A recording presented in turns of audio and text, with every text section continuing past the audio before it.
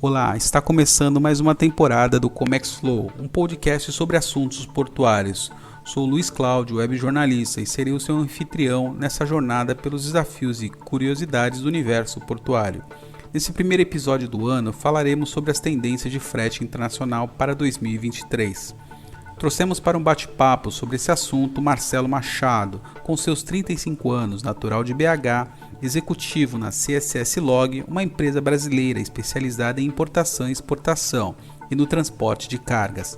Ele também irá contar sobre a sua trajetória no agenciamento de carga, a mudança de chave que o fez aceitar os desafios que foram estratégicos para a sua carreira de sucesso. Então acompanhem e fiquem ligados nesse episódio, que irá ao ar nesta sexta-feira.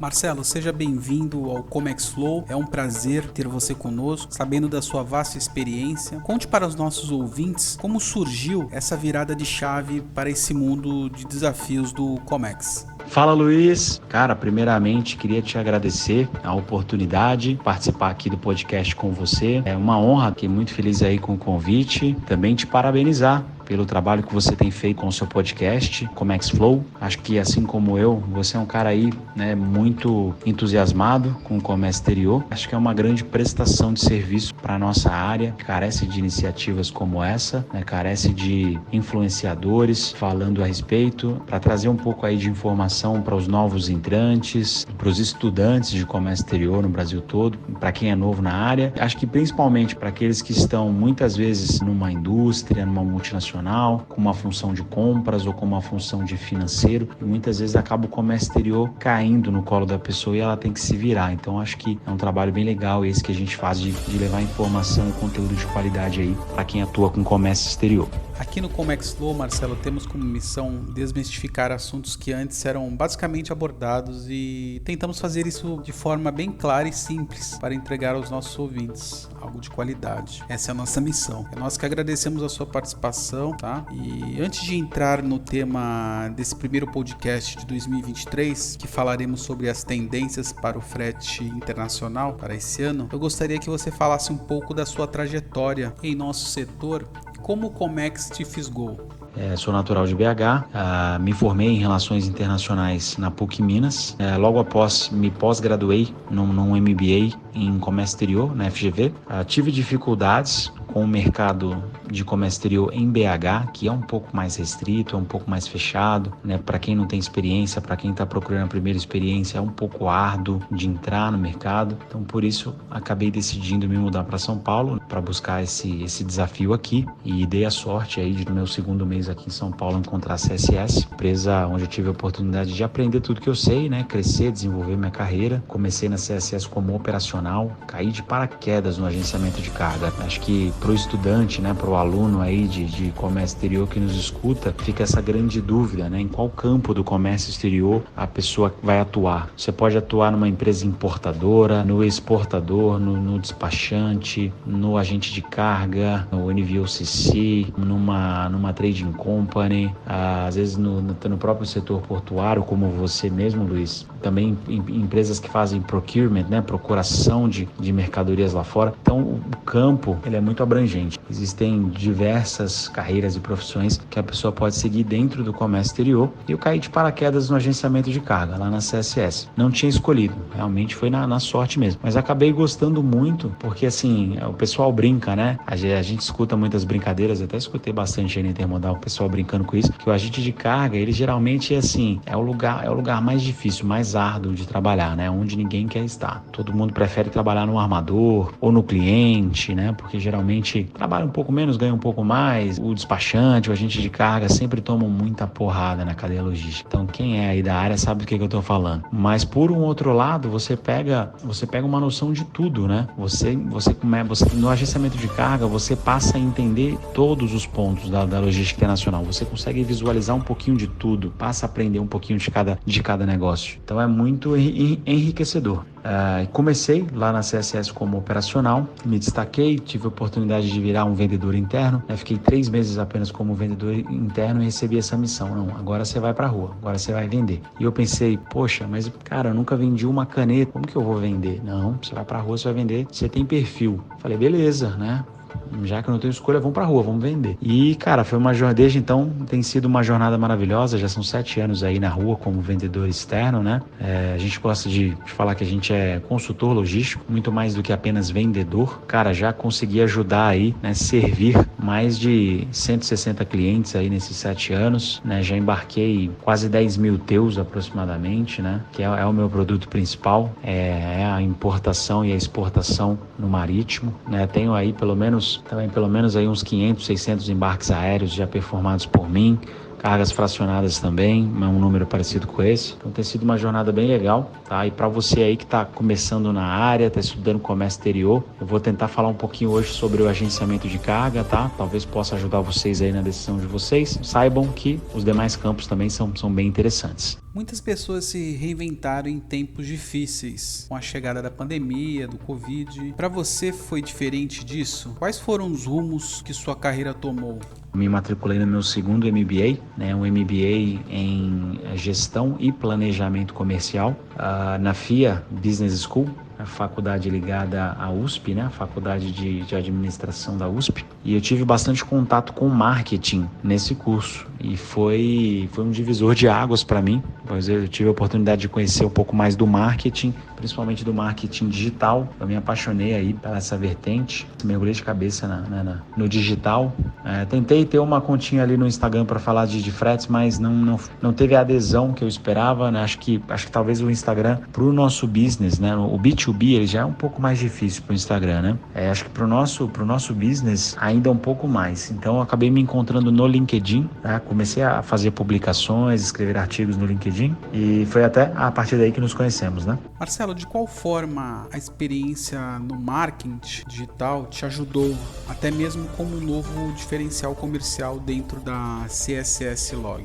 Depois do meu MBA em gestão comercial, eu decidi que eu gostaria de dar uma mudada nos rumos da CSS, a empresa em que eu trabalho, né, para a gente desenvolver melhor o marketing da empresa. Então também de lá para cá, já mais ou menos aí um ano e meio que trabalho com isso. Agora recentemente fui efetivado aí como coordenador de marketing da empresa também. Então hoje eu tento conciliar tanto vendas externas, né, como a coordenação do marketing da empresa e recomendo, né, quem está começando aí também no comércio exterior, às vezes também quem já está há muito tempo, põe para fora, compartilha o que você sabe sobre o comércio exterior, leva esse conteúdo, né, para quem está precisando, porque é muito bacana, é uma experiência muito gostosa, né, o networking que você faz, os amigos. Eu tive na Intermodal agora, nessa quarta-feira, e foi muito bacana, muito proveitoso encontrar com todo mundo aí que eu conheci no LinkedIn, né, nesses últimos meses. Então deixo aí a dica também, né, que esse tipo de atividade está crescendo bastante aí dos blogueiros, dos influencers aí do comércio exterior.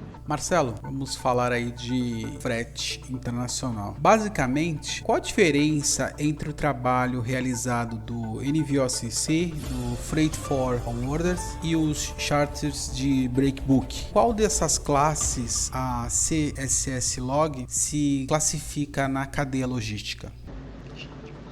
Legal, vou começar então fazendo essa distinção, né, entre os players Freight Forwarder, NVOCC e charter de breakbook, tá? Vou começar fazendo essa distinção porque realmente é uma dúvida legítima. Várias pessoas nos perguntam aí, né, qual a diferença entre os players, principalmente quem está buscando emprego na área, né? Então vou falar um pouquinho sobre isso. O Freight Forwarder, que é justamente a minha posição, né, o agente de carga onde eu atuo hoje é um Freight Forwarder. Se você pegar a tradução livre aí do inglês para o português aí, significa o quê? É um repassador de frete, vamos tentar dizer assim, né? Um intermediador de frete, ou seja, aquele cara que compra o frete do armador e ele revende esse frete para o importador ou para o exportador. Né? Lembrando que aqui a gente está falando então de carga containerizada, né? Seria ou carga aérea ou carga containerizada, tá? o freight forwarder. Então, ele é um intermediário. Ele compra o frete e revende. Pô, mas só isso? Não. Ele agrega serviço aonde não há, né? Ou seja, o armador, o operador do navio, como por exemplo a Maersk, Hamburg Süd, MSC, todos esses nomes aí que vocês estão acostumados a ouvir, qual que é o serviço deles? Qual que é o trabalho deles ali, o core business? Eles transportam carga. Eles pegam carga na Antuérpia e trazem para Santos, por exemplo, né? Ali não vai existir uma prestação de serviço no sentido de ter uma consultoria para te ajudar a escolher o melhor frete, a melhor rota, para te ajudar com as questões documentais, na aprovação dos documentos, né? Para que seja tudo certinho e não dê nenhum tipo de problema na aduana na hora que chega aqui no Brasil. Eles não vão te ajudar com o fluxo de informação, né? Toda a informação ali, ela é bem robotizada, de vez em quando chega um e-mail, né? Muitas vezes você só descobre que sua carga chegou no destino depois que ela chegou lá. Você não tem uma cadência de follow-ups ali diária te orientando, né? Quanto ao paradeiro da sua carga. Então, quando o agenciamento de carga foi criado, né, lá atrás, muito provavelmente nos Estados Unidos, há décadas atrás, eu imagino que a intenção, né, de quem criou o agenciamento de carga foi essa, né? Prestar serviço onde não há, trazer todo esse fluxo de informação, e assessoria e consultoria para a contratação do frete internacional, visto que o armador ele não vai fazer isso, ele vai apenas transportar a sua carga. Então, acho que é importante fazer fazer esse comentário aqui. E aí muitas vezes o cliente pergunta: pô, Marcelo, mas eu não posso contratar meu frete direto com o armador, né? E eu gosto de responder: pode sim, mas você já teve essa experiência, né, para saber, para entender se você gosta ou não dessa modalidade? Não vou falar mal dos armadores aqui, não é isso, tá? Os armadores, eles fazem muito bem o que eles se propõem a fazer, que é transportar a carga de um ponto ao outro, né? O negócio deles não é informação, não é trazer esse fluxo de informações para o cliente. Esse não é o negócio dos armadores. Então não é que eu estou criticando aqui a atuação dos armadores, não é isso, tá? Apenas que eles não se propõem a fazer isso. Então, se você quer as informações um pouco mais mastigadas, né, você deveria buscar um agente de cargas. Inclusive, eu lido muito com pessoas assim leigas, né, que não conhecem o agenciamento. Inclusive, se você perguntar na minha família, meu pai, minha mãe, minha esposa, meus irmãos, provavelmente não sabem explicar, né, com o que eu trabalho. É bem específico. Mas eu gosto de trazer o exemplo da CVC, né? Fazer essa associação, né? Por exemplo, uma pessoa que vai viajar, um turista, ele poderia comprar a sua passagem diretamente com uma companhia aérea. Ele vai lá na Latam, compra a passagem dele e vai para o exterior. Mas por que muita gente ainda compra com uma agência de turismo, né? A CVC, por exemplo. Porque a CVC, ela fica ali monitorando diariamente o valor das passagens aéreas. Ela sabe qual época do ano você vai conseguir viajar, talvez por um preço menor, qual época você vai conseguir passagens com preço mais acessível, né? Além disso, além de te ajudar a comprar uma passagem mais barata, a CVC ela consegue agregar vários serviços ali para te dar uma solução completa, como por exemplo, eles oferecem um translado no seu país de destino, né?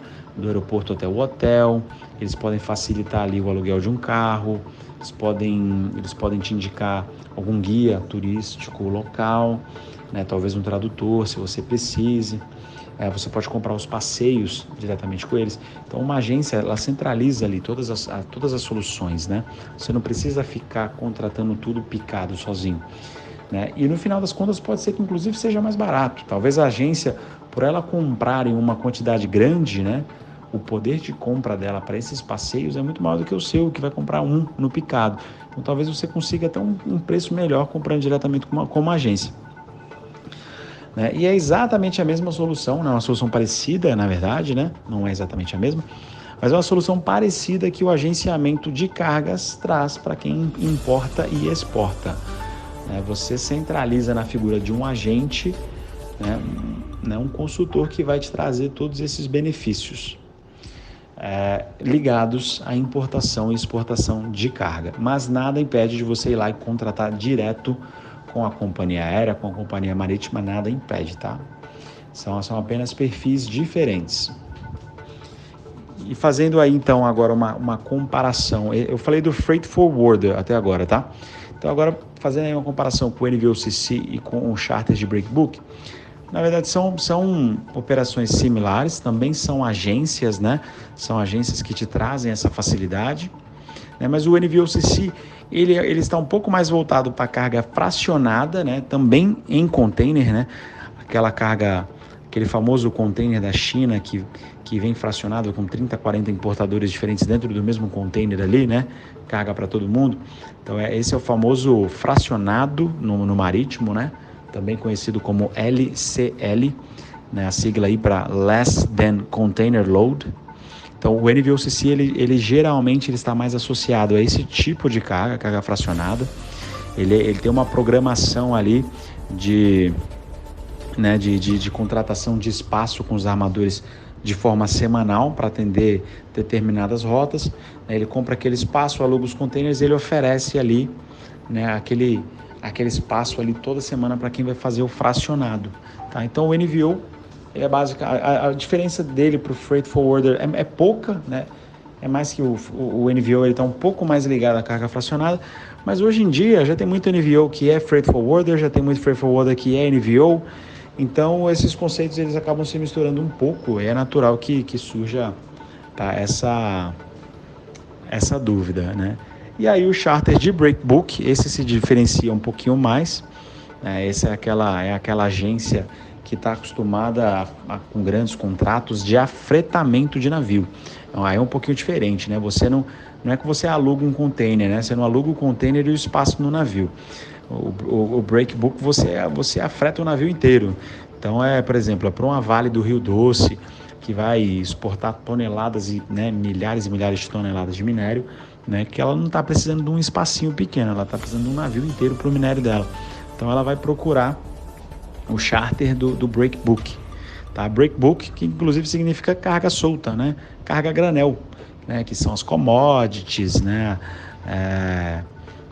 As principais commodities brasileiras, né? Como soja, né? Milho, algodão, enfim, assim como o minério, né? Que é uma das principais mercadorias exportadas aí pelo Brasil. Também cargas líquidas, né? Como suco de laranja, que é também uma das grandes mercadorias da exportação brasileira. Então, geralmente, esse tipo de exportação ela vai mais no breakbook mesmo, na carga solta, porque como são quantidades gigantescas, acaba valendo a pena você afretar um navio, sai muito mais em conta do que tentar containerizar essa carga. Obrigado, Marcelo, por ter filtrado essa resposta aí da melhor forma possível. Bom, eu sigo o seu perfil no LinkedIn já faz um tempo, mas um dos últimos artigos que você conseguiu capturar com mãos cirúrgicas foi sobre o alerta que o presidente da Evergreen fez há semanas atrás ao mercado e deu como exemplo o excesso de containers e navios que estão sendo construídos e vão chegar ao mercado em 2023. Podem levar ao mercado de fretes internacionais marítimo a uma possível crise com guerra de preços entre os participantes. Você acredita que após décadas de bonança chegou o momento de grandes desafios para a indústria de navegação? Os armadores agora se veem ameaçados? Quais seriam essas ameaças, ao seu ponto de vista? Legal, Luizão. Cara, então, eu fiz essa postagem, né? Eu comentei ali da guerra dos fretes, né? Que os armadores esse ano, né? Apesar aí da baixa demanda, os armadores eles seguem deixando, né, o frete ficar em patamares mais baixos esse ano, né, e é bem curioso porque, né, depois desses últimos 3 anos aí de pandemia, né, que houve aí essa demanda reprimida, né, de carga, que depois que o mercado abriu ali no meio da pandemia de novo, né, as importações voltaram com tudo, impulsionadas aí pelo fenômeno do e-commerce, né, que se consolidou de uma vez por todas aí, né, durante a pandemia. Então foi um período de muita carga, um período de demanda altíssima e os containers eles não estavam circulando ao redor do mundo em sua velocidade normal, né, com todos esses procedimentos aí, protocolos de saúde mesmo, né, de manuseio dos containers aí nos portos, devido ao Covid, o container ele não estava se movimentando na velocidade normal dele, ele estava parado em portos, né, em congestionamento nos portos, nos navios, que ficavam muitos dias esperando janela de atracação. Então causou essa sensação aí de falta de container, né, nos últimos 3 anos. Então a gente viu aí fretes altíssimos aí em várias rotas, passando aí dos $10.000, né? Estados Unidos, Ásia no geral, a gente viu tanto na importação como na exportação fretes aí passando na casa dos $10.000, né? Alguns recordes aí foram batidos aí nesse período. Chegamos a ver aí fretes de $15, $16.000 para o Nordeste, $20.000 para Manaus. Então foi um período bem difícil, né, para os importadores. E agora, nessa virada de ano, justamente no momento em que os armadores haviam encomendado vários navios, né, estima-se aí que tem mais de 200 navios em construção aí nos estaleiros chineses, algo em torno de 7 milhões de containers novos também vindo para o mercado, né? Os armadores foram as compras, né? Faltou container, né? Vamos dizer assim. Eles foram à compra, aproveitaram esse período aí de vacas gordas, né, que eles tiveram recordes aí de lucratividade nos últimos 3 anos. Compraram muito navio, compraram muito container, tá tudo isso chegando para o mercado numa época em que a demanda deu uma caída, né? Tudo isso que está acontecendo no mundo agora, aí com toda essa insegurança gerada com essa invasão da Rússia na Ucrânia, né? Causou uma sensação de insegurança muito forte ao redor do mundo, investimentos sendo segurados aí, até que essa onda passe, né? Essa questão da China com Taiwan, a questão dos OVNIs que apareceram aí de espionagem, né, pelo mundo todo. Com sua experiência, você enxerga um possível recesso ao redor do mundo por todos esses fatores? Essa recessão econômica, vamos dizer assim, ao redor do mundo, possivelmente de uma guerra comercial entre China e Estados Unidos, né, temos hiperinflação no mundo todo, então a gente está num momento de baixa. É um momento um pouco diferente do que a gente viveu aí nos últimos anos, né? Então, acaba trazendo uma demanda menor para os fretes internacionais. Isso trouxe os fretes internacionais, né, daquele nível que chegou a $13.000, $12.000, agora chegou a um patamar de 1.000, 1.500, né, dependendo da rota. Então, isso não é sadio para o mercado também, isso é negativo. A gente tem que tentar chegar num nível em que fique bom para os importadores, exportadores, é claro, mas que também fique bom para os embarcadores, né, para os armadores. Senão a operação também não se paga e eles vão começar a tirar navios, tirar rotas, né, tirar containers, e acaba que a entrega do serviço vai cair muito de qualidade e vai ficar ruim para o próprio embarcador. Mediante todo esse cenário, isso já não era esperado? Por que eu estou trazendo tudo isso, né, contextualizando? Pela pergunta que você me fez, da guerra dos preços. Então, era esperado que, com os fretes no nível que estão agora, muito baixos, né, na casa de $1.000, tendo ali passado pelos 10.000, 13.000, né, era esperado que vários navios estivessem sendo retirados já nesse momento, né, rotas também, para tentar dar uma equilibrada nessa oferta e demanda, né, e os armadores conseguirem trabalhar com preços, né, um pouco mais saudáveis aí para o serviço. Mas isso não está acontecendo. Eles seguem trabalhando aí com valores bem baixos nos fretes, né? Não temos visto muitos blank sailings, né? Muitas ações aí dos armadores para tentar equalizar isso um pouco, né? Justamente num ano que vai vir um monte de navio, um monte de container adicionais aí.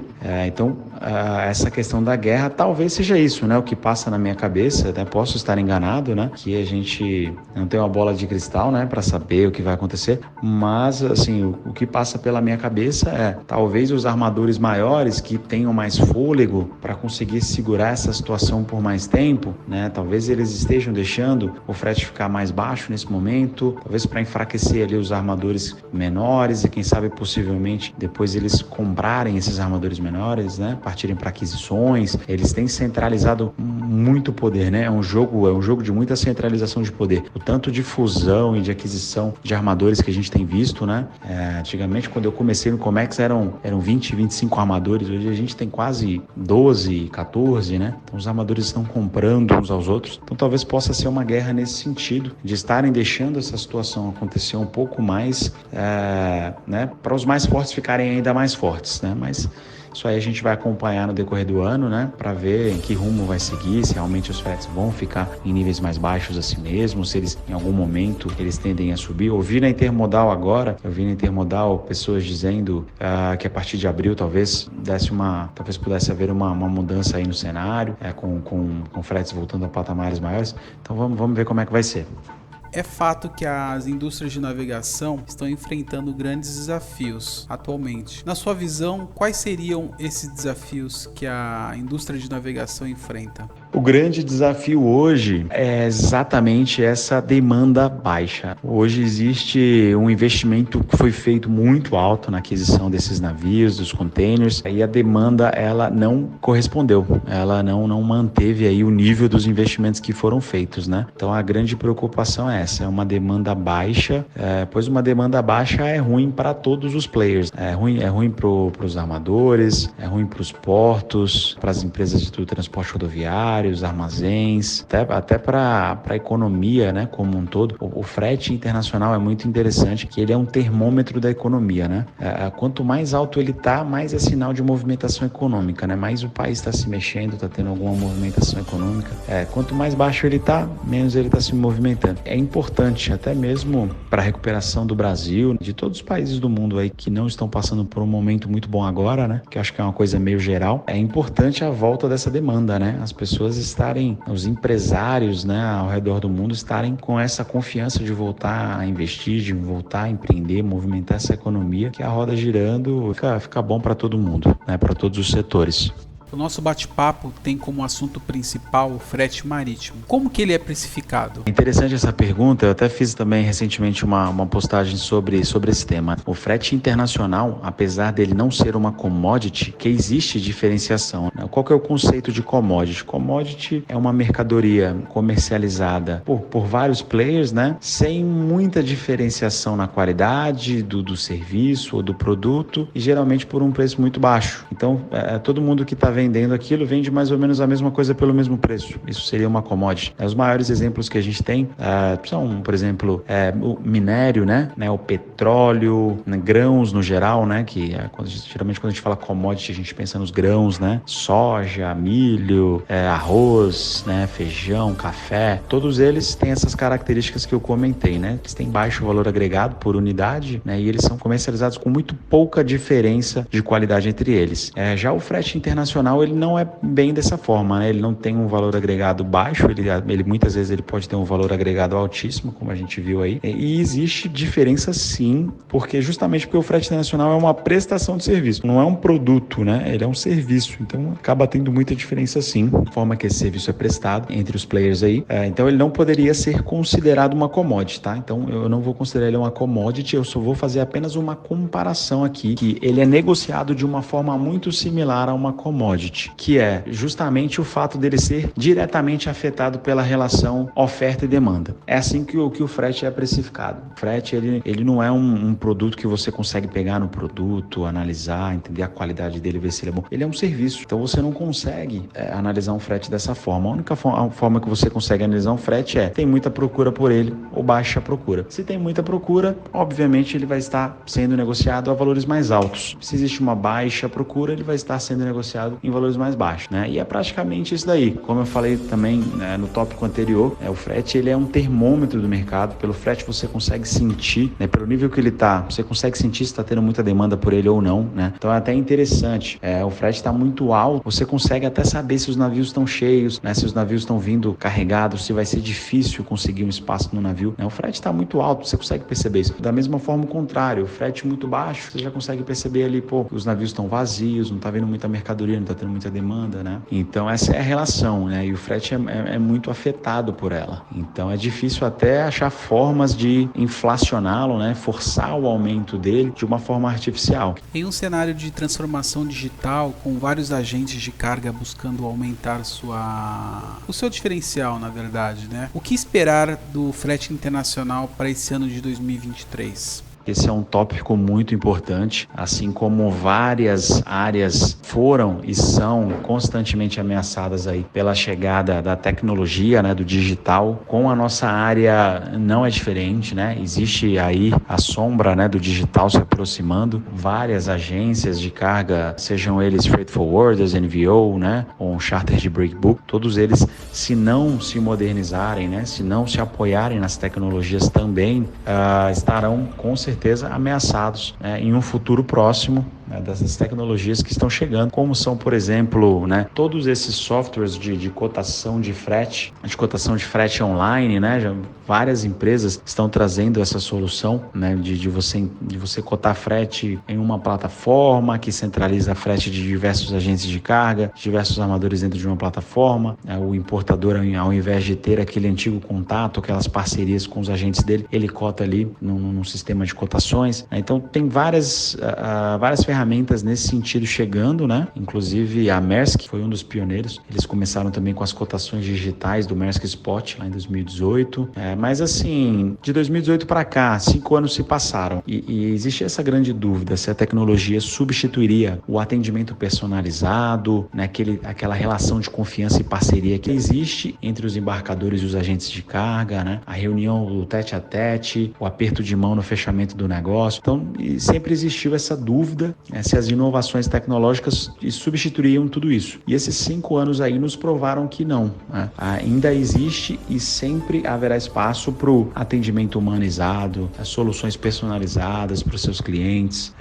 O nosso business, né, é um business complexo, não é algo fácil. Então, às vezes, você, para uma empresa importadora, exportadora, lidar direto com uma máquina ou com um robô, muitas vezes é um pouco mais complicado quando se não tem tanto o domínio do assunto. Então, é importante ter um consultor ali, um assessor te explicando, te ajudando, te guiando nos melhores caminhos, nas melhores escolhas. Marcelo, em torno de todo esse panorama que a gente trocou essa ideia, como vocês da CSS Log entendem essa transformação digital? Essa parte da transformação digital é importante, a gente tem se transformado, né? A CSS é uma empresa que foca muito na inovação dos nossos meios, então a gente tem trazido startups, empresas de tecnologia para inovar e transformar a forma que a gente conduz os nossos negócios, mas ao mesmo tempo a gente não, né, se sente tão ameaçado aí por esses agentes de carga 100% digitais que estão chegando, né? A gente entende que o nosso grande diferencial é justamente o contrário, é esse atendimento humanizado, né, e pessoal, faz uma grande diferença.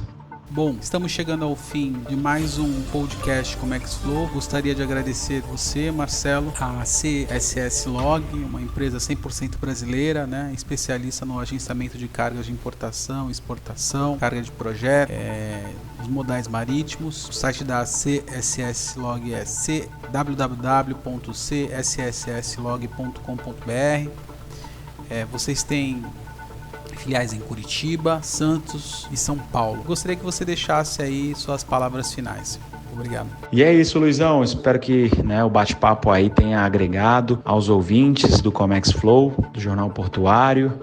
Foi um grande prazer para mim participar aqui com você, né? Eu também não queria me alongar demais, porque, né, a gente sabe como está todo mundo na correria aí no dia a dia. Então, meu objetivo foi tentar ser um pouco mais sucinto aí nas respostas, mas queria ficar à disposição aqui para a gente fazer isso mais vezes. Sempre que você quiser abordar algum outro tema aí relacionado com o agenciamento de cargas, será um prazer para mim voltar aí no podcast, né, bater esse papo com você.